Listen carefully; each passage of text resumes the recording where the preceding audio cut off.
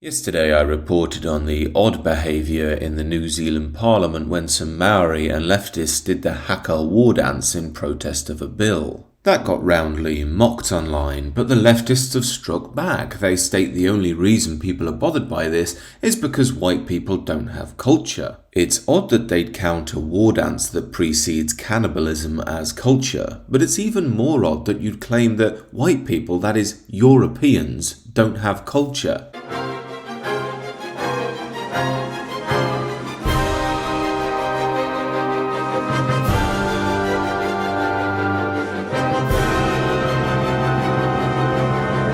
Not only has European civilization wielded great power, many civilizations have done that, but what makes European culture unique is we've mixed that with a promotion of beauty, the pursuit of truth, and a sense of justice which has built the modern world. That's why it's ironic that this tweet that states white people have no culture uses the same moral value system that Europeans created themselves while using technology that Europeans created as well. As you may have noticed, every group has practiced slavery and been involved in genocides, but it's only Europeans that are supposed to feel this mass guilt about that. The groups around the world don't seem so bothered. This leads me to the first point as to why some people may claim that white people have no culture. We have an ability of self-reflection. Maybe it comes from our Christian tradition and the willingness to acknowledge our own sin. After all, in order to progress personally or collectively in life, you have to be able to admit when you've done something wrong. Further to that, you need to be able to lay down to a higher order of truth that can correct you and put you on the right track. Yet one of the great risks in living in a Christian tradition or a post-Christian tradition is when you debase its core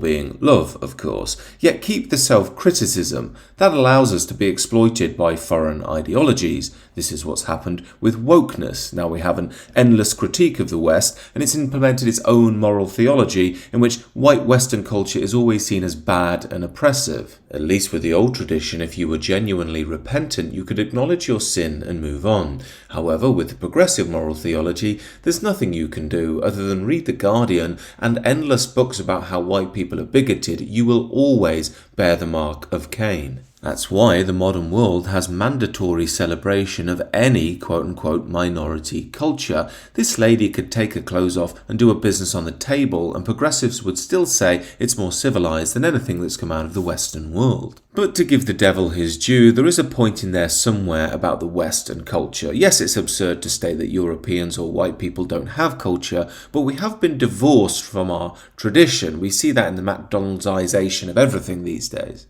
After all, what is culture? Well, it's manifest tradition, really, something that links us with divine meaning, something which unites us with each other and gives us orientation and meaning in our lives. Yet our material success has led us to forget such things, and now liberalism has come in. That doesn't like tradition at all. It thinks it's mythological and outdated. Now we live in a world of rational humanism. All we are is meaningless dust floating through space in ignored absurdity, going nowhere.